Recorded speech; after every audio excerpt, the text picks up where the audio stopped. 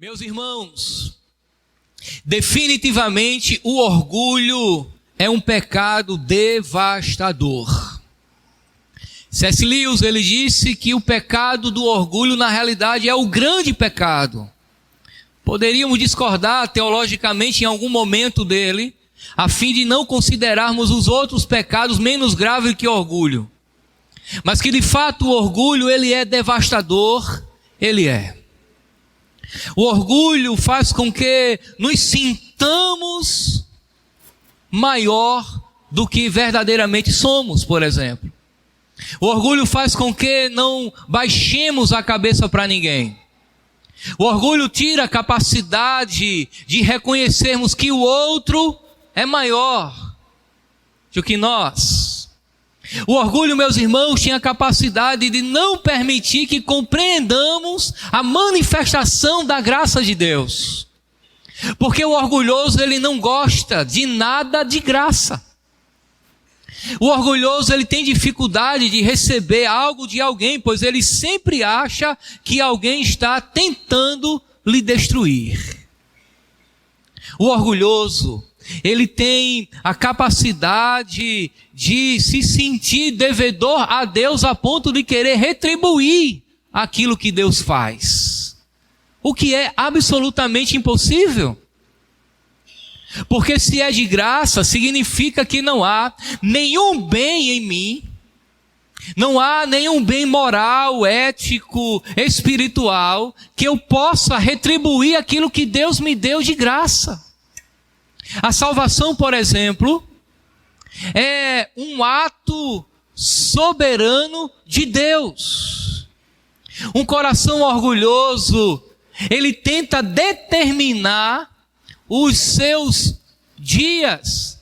Um coração orgulhoso, ele tenta determinar o seu destino eterno. Um coração humilde, ele se submete à graça, recebendo de Deus o seu destino eterno. Um coração orgulhoso tenta escolher a Deus ou não.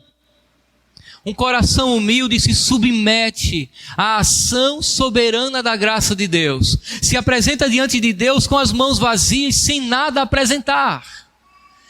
Dizendo apenas: Senhor, nada eu tenho, a não ser o Senhor. E se assim o Senhor quiser, pode me salvar nesta noite. É um pouco disso que nós vamos falar nessa noite, à luz de Mateus capítulo 8, versículo 5. Abra sua Bíblia. Nós faremos a leitura até o versículo 13. Mateus capítulo 8, versículo 5 até o 13. A passagem da cura do servo do centurião. Diz assim a palavra do Senhor: Entrando Jesus em Cafarnaum, dirigiu-se a ele um centurião, pedindo-lhe ajuda, e disse: Senhor, meu servo está em casa, paralítico, em terrível sofrimento. Jesus lhe disse: Eu irei curá-lo. Respondeu o centurião: Senhor, não mereço receber-te debaixo do meu teto, mas dize apenas uma palavra, e o meu servo será curado, pois eu também sou homem sujeito à autoridade e com soldados sobre meu comando. Digo a um: vá, e ele vai, e a outro: venha, e ele vem. Digo a meu servo: faça isso, e ele faz. Ao ouvir isso, Jesus admirou-se e disse aos que o seguiam: Digo-lhes a verdade, não encontrei em Israel ninguém com tamanha fé. Eu lhes digo que muitos virão do Oriente e do Ocidente e se assentarão à mesa de Abraão, Isaque e Jacó no reino dos céus. Mas os súditos do reino serão lançados para fora nas trevas, onde haverá choro e ranger de dentes. Então Jesus disse ao centurião: vá, como você creu, assim lhe acontecerá. Na mesma hora, o seu servo foi curado. Pai amado, oramos mais uma vez a Ti. Nesse momento a oração é a fim de que o Senhor possa falar aos nossos corações por meio da Tua palavra. Toma, ó Deus, o nosso coração, porque de nós mesmos não conseguimos Te entregar. Toma em Tuas mãos, abre o nosso entendimento para entendermos o Evangelho nessa noite e que possamos ter uma compreensão salvífica, transformadora, restauradora, libertadora, e tudo isso, ó Deus, provocado por Tua palavra. Assim nós Te oramos em nome de Jesus. Amém e amém. A temática, meus irmãos, de todos os milagres operados por Jesus no livro de Mateus permanece. A ideia é que Mateus, registrando os milagres de Jesus, ele quer que venhamos refletir, pensar na obra redentora de Cristo, na restauração, na salvação, no plano que Deus estabeleceu desde a eternidade e foi consumado na cruz do Calvário. Mateus, ele deseja que compreendamos que Cristo de fato ele é o Rei Salvador e salva pecadores. Há algumas peculiaridades nesse texto que se faz necessário compreendermos nessa noite. Entenda que no texto anterior, na semana passada, nós encontramos um homem leproso que fora curado por Jesus. É interessante, irmãos, porque nem sempre o texto bíblico traz o nome dos personagens que Jesus encontrou em seu ministério. Nós temos um homem que era leproso. Em outros textos nós temos, por exemplo, a mulher samaritana, a mulher do fluxo de sangue, a filha de Jairo. Sabemos o nome do pai, mas não sabemos o nome da filha que fora ressuscitada por Jesus. Em Jericó foi curado um cego que a Bíblia não diz o nome. Era simplesmente o cego de Jericó. É verdade sim que essas pessoas tinham nome próprio. Eles tinham nome. Havia um registro, eles faziam parte de uma família, eles tinham uma árvore genealógica, eles moravam em um lugar, tinham amigos. A questão é que o texto bíblico está muito mais preocupado com a condição dessas pessoas do que com o seu nome. A intenção não é trazer o nome da pessoa, mas a condição que ela se encontrava diante de Deus, a fim de que o milagre tome ênfase. Observe que nós temos aqui, em primeiro lugar, a apresentação do caso. O caso é o seguinte: Jesus ele vai entrando em Cafarnaum. Cafarnaum era uma cidade litorânea onde Jesus residia.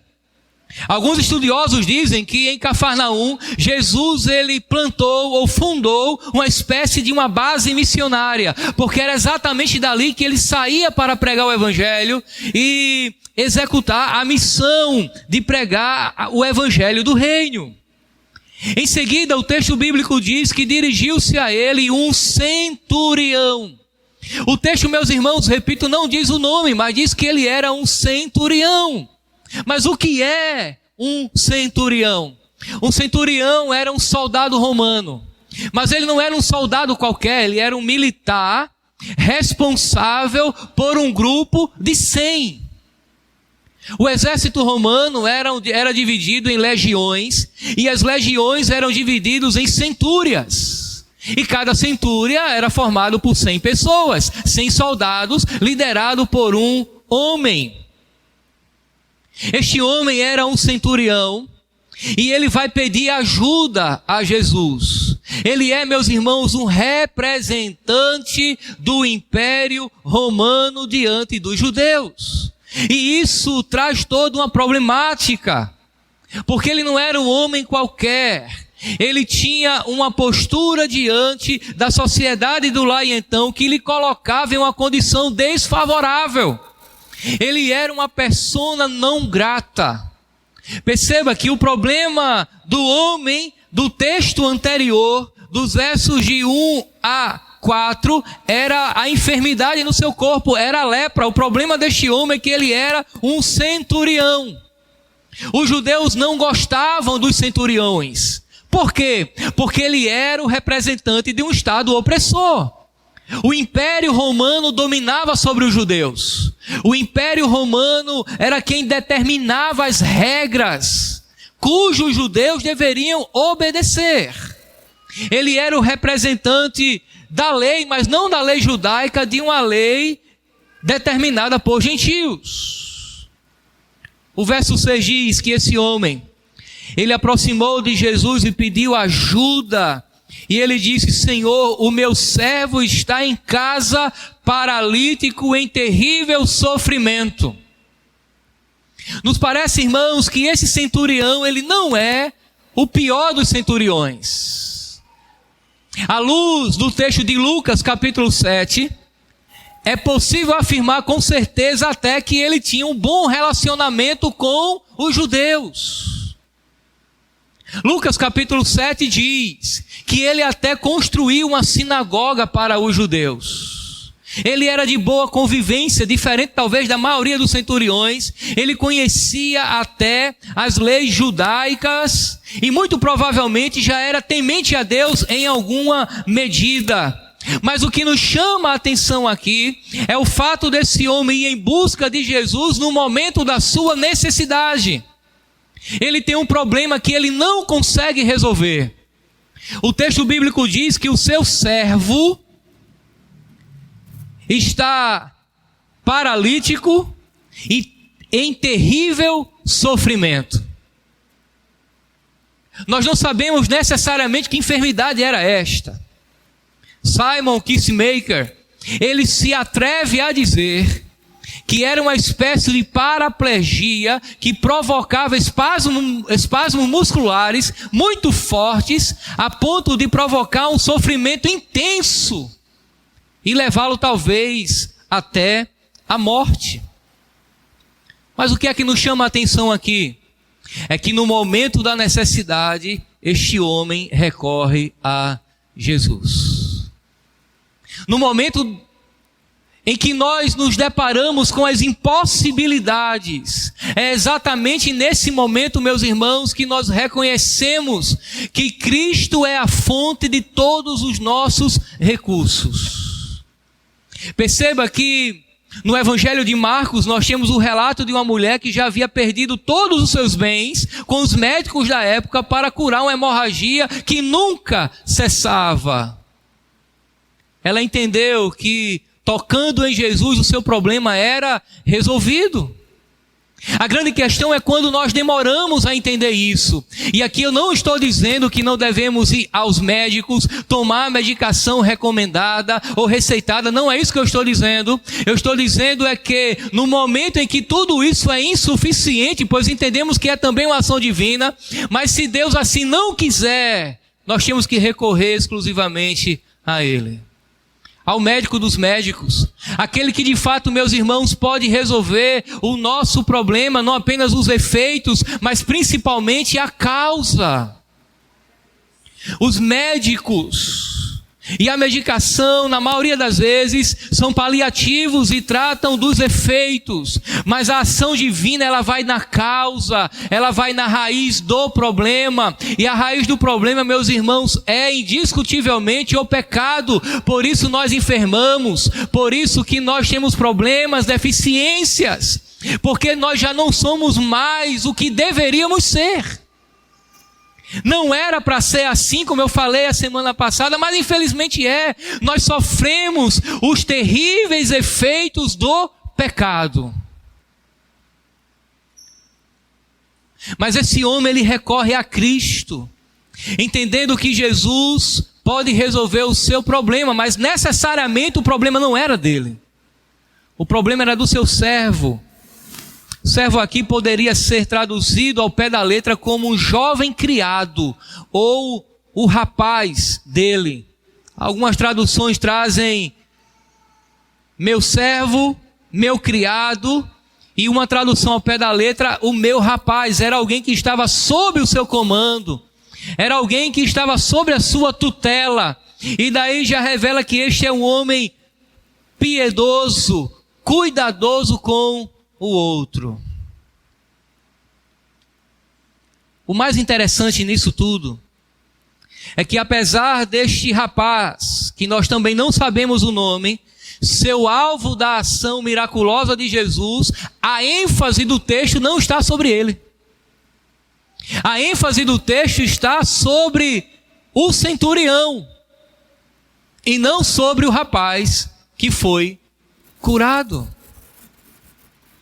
E daí agora, em segundo lugar, eu chamo a sua atenção à humildade deste centurião. Perceba que ele é um gentio, um legítimo representante do Império Romano e que está acima dos judeus em autoridade. Mas, fazendo um paralelo com o Evangelho de Lucas, ele se dava bem com os judeus. Ele até construiu uma sinagoga para os judeus. Era um homem de coração humilde. E daí você entende que a humildade é o oposto da arrogância, o oposto do orgulho. E é em profunda humildade que ele busca Jesus. Observe mais uma vez o versículo 6. E disse: Senhor. Perceba que esta é a mesma expressão utilizada pelo leproso lá no versículo 2, o mesmo capítulo. Ele reconhece que Jesus é o seu Senhor. E se Jesus é Senhor, ele é o servo. E daí, irmãos, isso é de admirar, porque esses homens não estavam acostumados a submeter-se aos povos ou a um dos povos que eles subjugavam. Ele chama de Senhor um galileu de uma província romana. Ele chama de Senhor um homem que, segundo o profeta Isaías, não tinha nem beleza nem formosura. Não havia nada que nos atraísse a ele fisicamente falando. Ele chama de Senhor alguém que nasceu na periferia do mundo, alguém que pertence a um povo que é dominado pelo império que ele representa. A humildade no coração deste homem, mas tem um detalhe a mais no versículo 8, quando ele repete mais uma vez: Senhor, não mereço receber-te debaixo do meu teto. Olha que coisa interessante. Ele declara indignidade. Certamente ele já tinha ouvido falar acerca das operações miraculosas de Jesus. Ele já sabia, diz o texto bíblico em capítulos anteriores, que a fama de Jesus campeava por toda a região.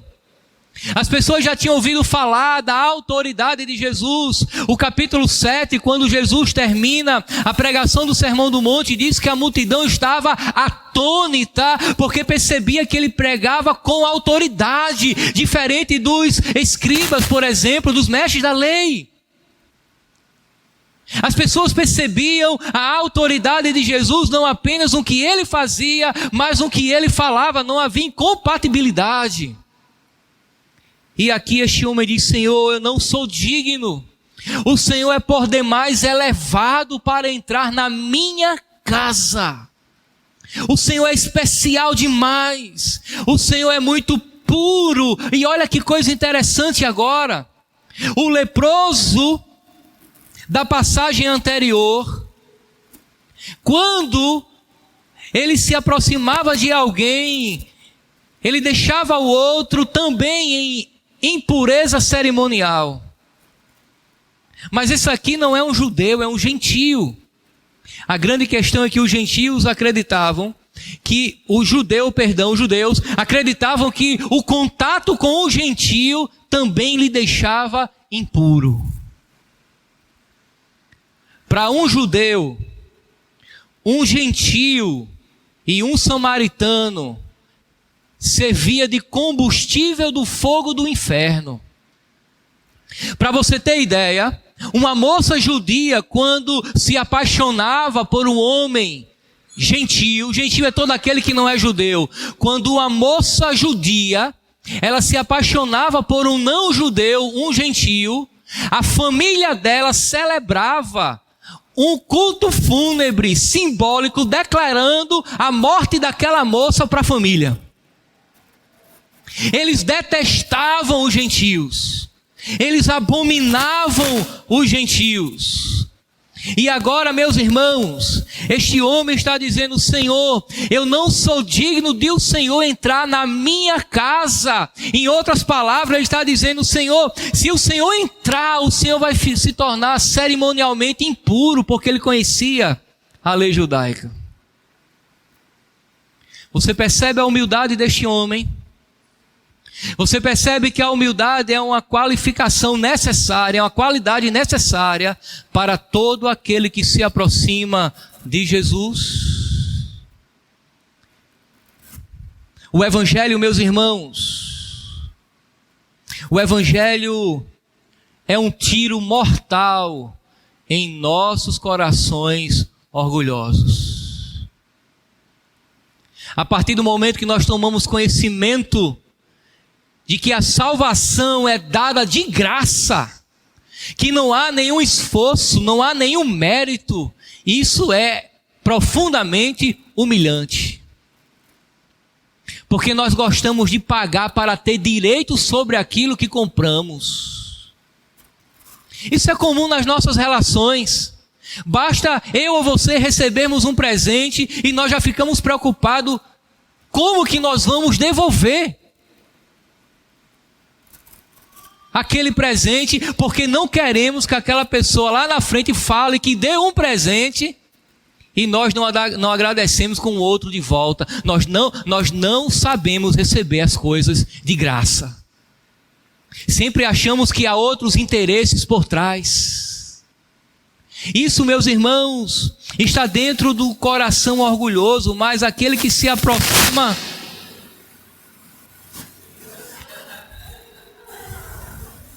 estamos aqui, né? Irmão, tive medo.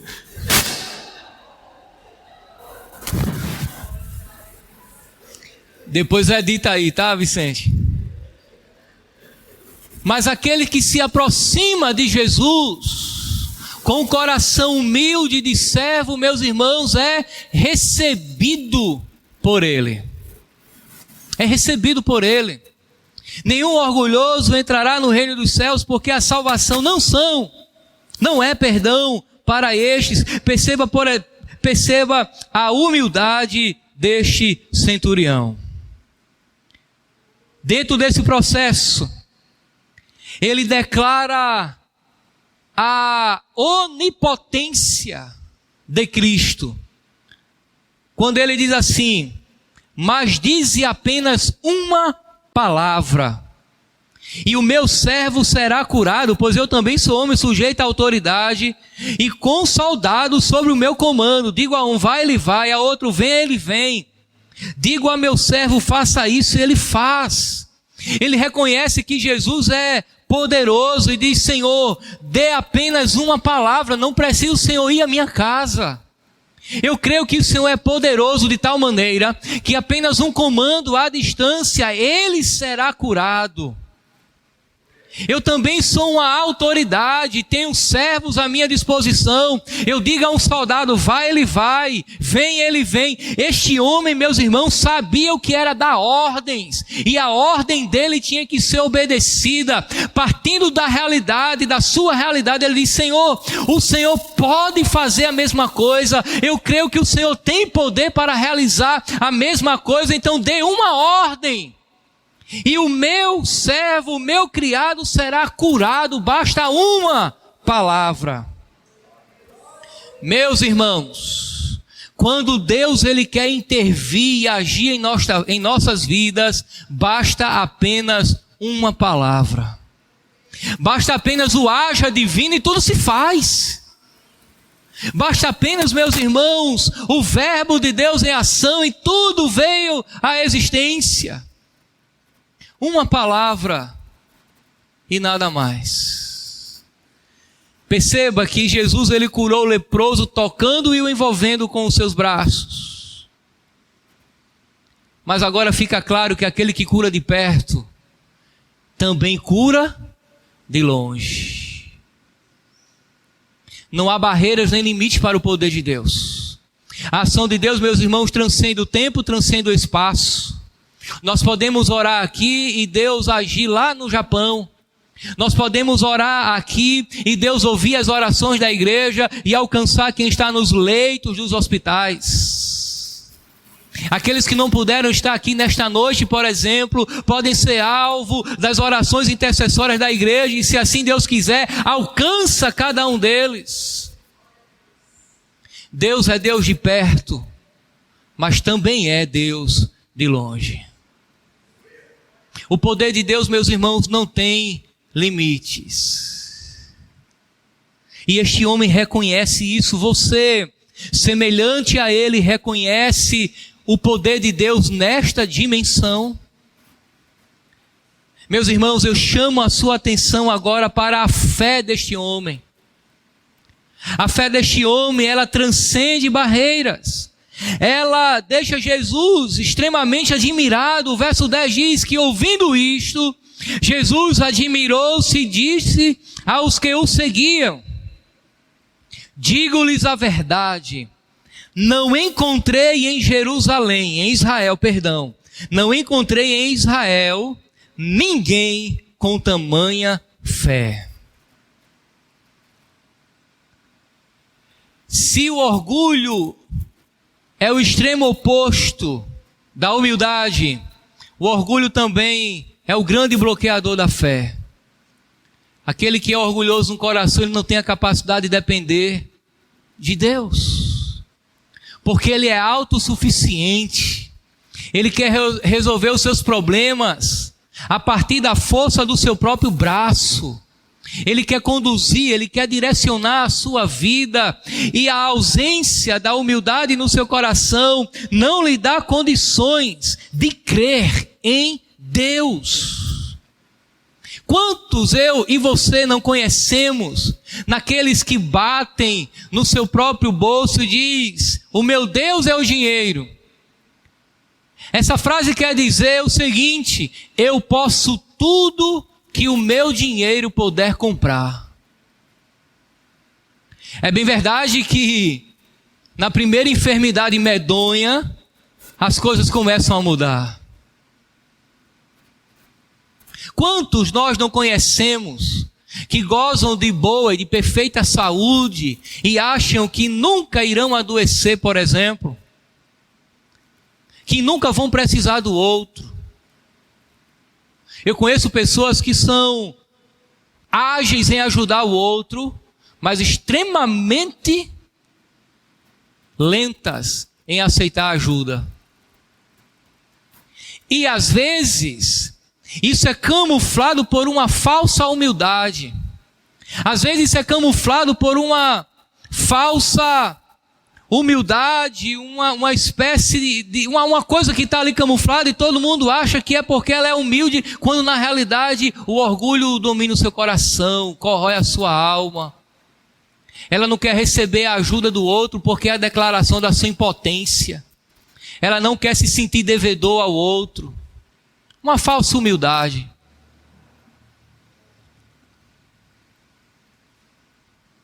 Mas esse homem aqui, ele crê em Jesus, Jesus admira a sua fé e diz: olha, não encontrei em Israel ninguém com tamanha fé. Qual é o problema aqui? O problema é que esse homem é um gentio. Ele não faz parte da aliança que Deus firmou com Moisés, o seu povo, no deserto. Ele não é circuncidado. Deus não prometeu a ele absolutamente nada, ou a maioria das bênçãos que era inerente ao povo de Israel. Como diz Paulo, escrevendo a sua carta aos Efésios, ele vivia sem Deus no mundo, sem a promessa, sem a lei. Mas havia fé no coração deste homem.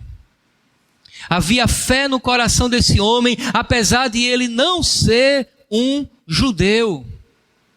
Meus irmãos, a fé é a declaração de toda a nossa impotência e a confiança exclusiva em Deus.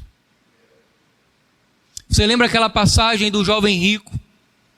Que Jesus o confronta e orienta que ele venda tudo que ele tem e dê aos pobres. O seu coração era apegado às riquezas. E ele resolve não seguir a Cristo e permanecer com a sua riqueza. Aquilo chocou os discípulos que estavam ali perto, por uma simples razão. Os discípulos acreditavam que um homem próspero, rico, era um homem que tinha a bênção de Deus sobre a sua vida. Ele se deleitaria inevitavelmente nos braços, no seio de Abraão na eternidade. Aí os discípulos perguntam: Senhor, quem poderá ser salvo? O que está por trás dessa pergunta é: Senhor, se este homem rico, que obedece à lei desde a sua criança, desde a sua infância, não pode ser salvo, quem poderá? E Jesus diz o quê? O que é impossível aos homens é possível para Deus. Jesus está dizendo: não depende dos homens salvar a si mesmo, depende de Deus salvar quem Ele quer. E quando nós confiamos em Deus, meus irmãos, nós estamos dependendo dEle para salvação. Nós estamos confiando exclusivamente em Cristo, não em nós mesmos, não nas nossas qualificações. Esse homem poderia dizer assim: Senhor, vamos na minha casa? Eu não estou te pedindo, eu estou te obrigando. Eu sou um centurião romano, quem manda aqui sou eu. Eu tenho uma necessidade extrema. Um servo meu está enfermo e eu ouvi falar que o Senhor opera milagres. O Senhor vai lá em casa e vai resolver esse problema, porque é uma ordem. Não.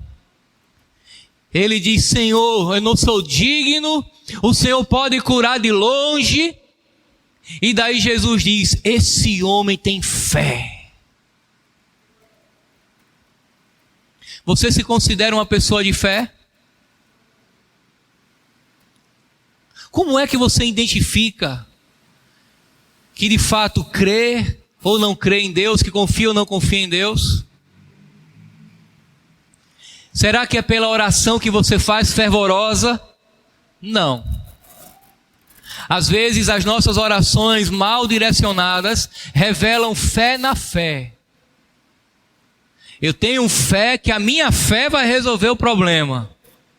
Isso é um equívoco bíblico, uma coisa grotesca, bizarra. Você entende que tem fé em Deus quando você diz: eu não tenho condições de resolver o problema, e se o Senhor quiser, pode fazer. Eu confio exclusivamente no Senhor. Já gastei todos os meus recursos, nada resolveu, mas se o Senhor quiser, o Senhor pode fazer. Eu confio exclusivamente no Senhor. E tem uma coisa, Deus: se o Senhor não fizer, eu continuo confiando no Senhor. Porque confiar em Deus e permanecer fiel a Ele quando tudo é favorável, sejamos sinceros, meus irmãos, é muito bom, cômodo e fácil. Mas quando as coisas estão contrárias, quando o vento não é favorável, quando as ondas se levantam, o mar é revolto, e Jesus não aparece na proa do barco para levantar a mão e acalmar a tempestade, permanecer crendo é um desafio.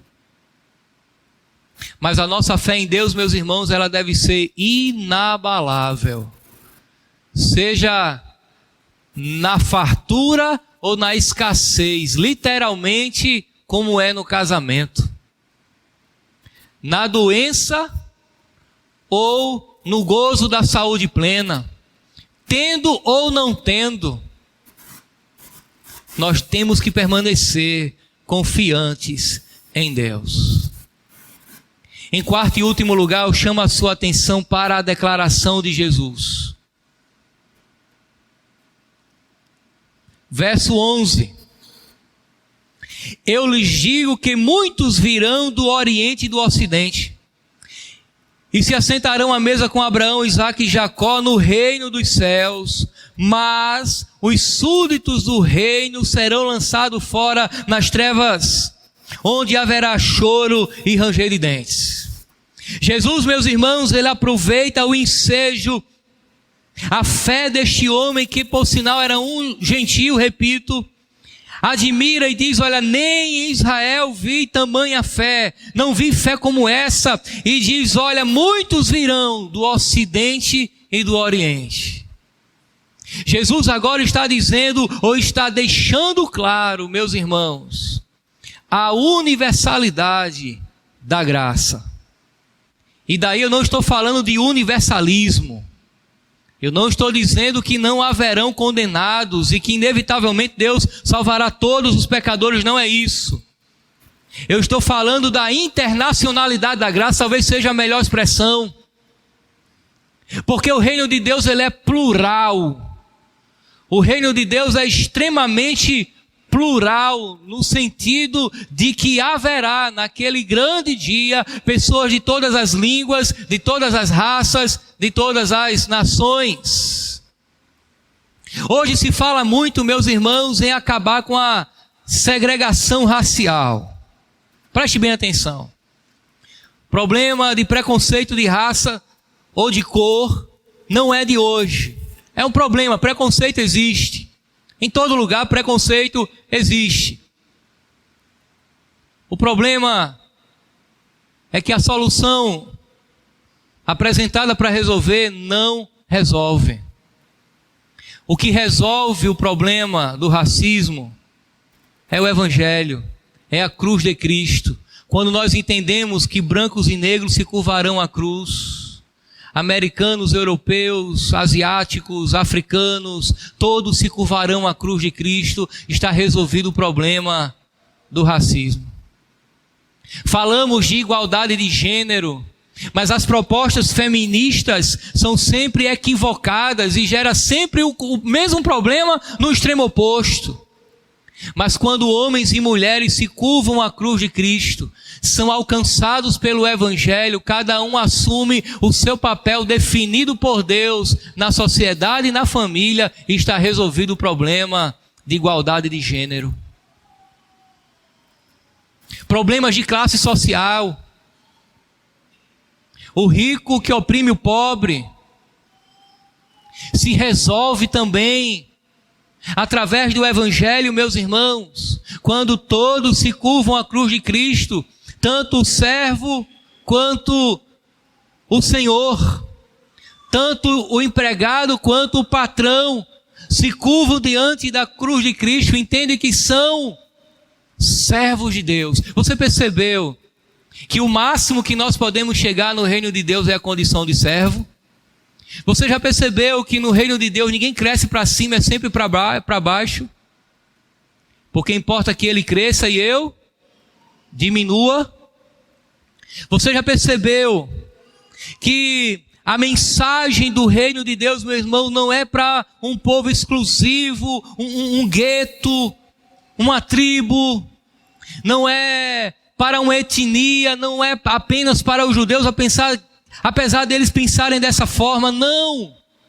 Jesus Cristo foi enviado para salvar pessoas de todos os povos. A palavra de Jesus aqui é extremamente missional. A declaração de Jesus aqui é extremamente missionária. Jesus salvou um judeu leproso no início do capítulo 8, e agora está salvando um centurião gentil, dizendo, eu vim tanto para um quanto para outro. Agora, tem algo maravilhoso e terrível aqui. É que estes que virão do Ocidente e do Oriente, pessoas de todos os lugares, se assentarão à mesa de Abraão, de Isaque e de Jacó nos céus. Sentar-se à mesa de Abraão, Isaque e Jacó no reino dos céus é o mesmo de herdar a eternidade. É a mesma coisa. Mas a ideia de e se assentarão à mesa não é bem assim, porque os judeus não se assentavam à mesa. Na realidade, os judeus, eles sentavam-se à mesa enquanto todos os convidados para aquela refeição não haviam chegado ainda, mas quando todos chegavam, eles se deitavam à mesa. A mesa era uma espécie de tablado no chão, e haviam várias almofadas, dependendo da classe social, as almofadas eram chiques, tinham detalhes de prata, de ouro, dependia da classe social. Eles apoiavam o corpo com o cotovelo esquerdo e comiam com a mão direita, mas comiam deitados. É por isso que aquela mulher, quando entra na casa, daquele homem que Jesus está comendo, ela lava os pés de Jesus, porque ele está deitado. É por isso que João, ele está reclinado a cabeça no peito ou no ombro de Jesus, porque Jesus está deitado. As refeições eram feitas deitadas.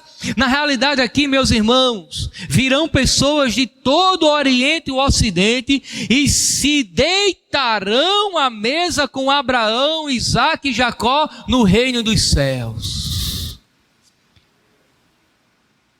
Em um momento de confraternização, de intimidade e de deleite no reino de Deus. É essa realidade, amada igreja, que nos espera. Agora perceba, Jesus está falando para gentios.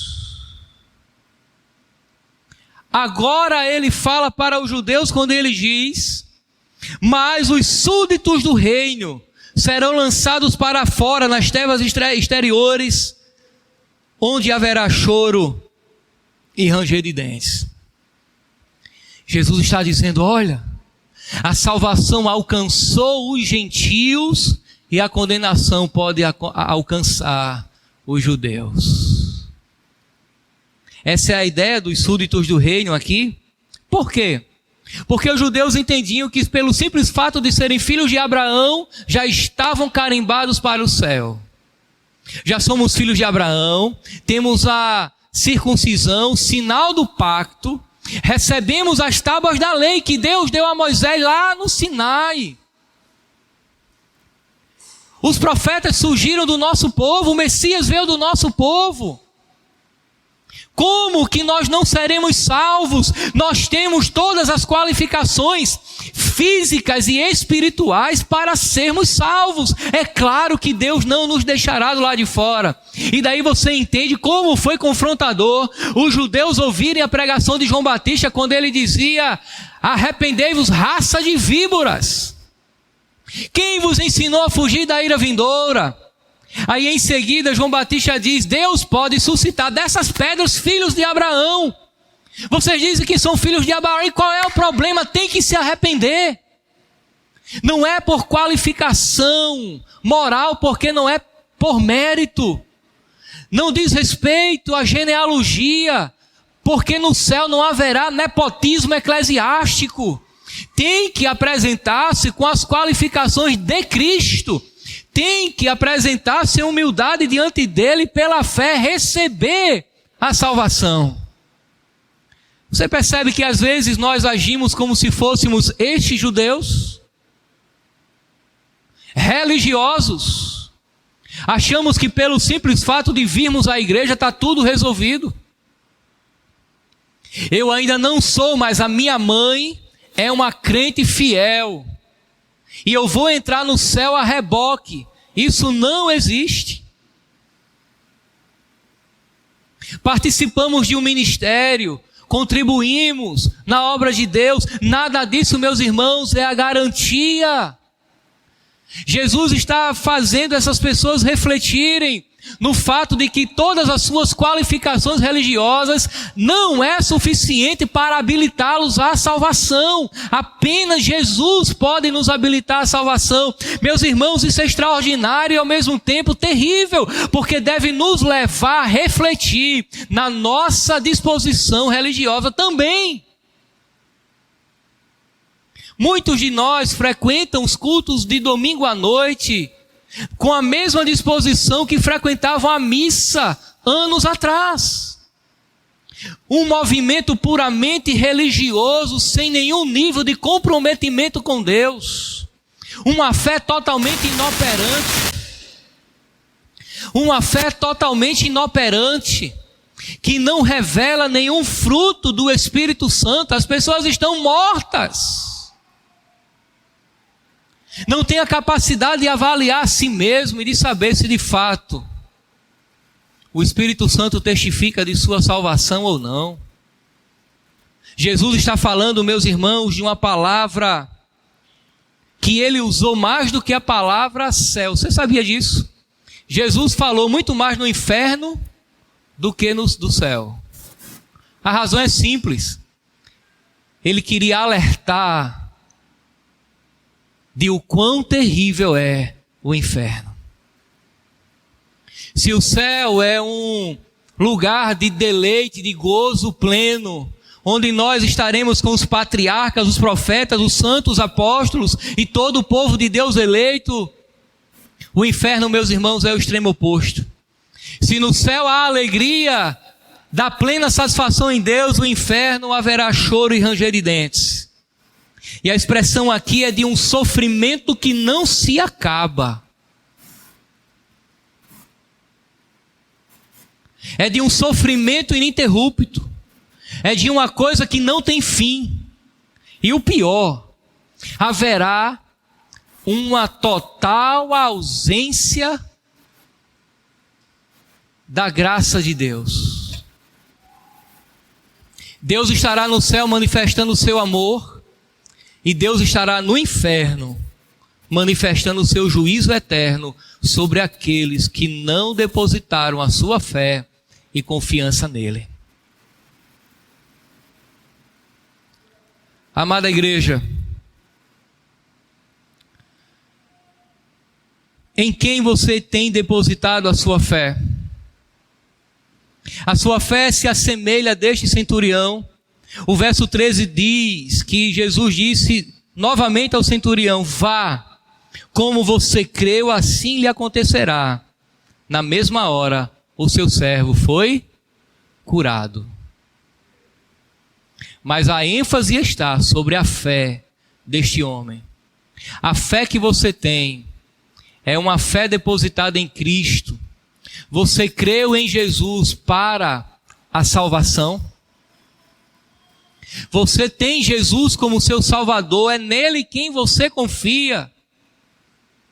Você tem absoluta certeza de que se você partir hoje para a eternidade, porque você não sabe o que vai acontecer daqui a pouco, sejamos sinceros, você não sabe o que vai acontecer daqui a 1 minuto, mas você tem certeza, convicção de que partirá para se deitar à mesa com Jesus e os santos homens do passado? Se essa não for a sua convicção, a recomendação é: se humilhe debaixo da potente mão do Senhor, creia que Ele pode te salvar e te dar a vida eterna.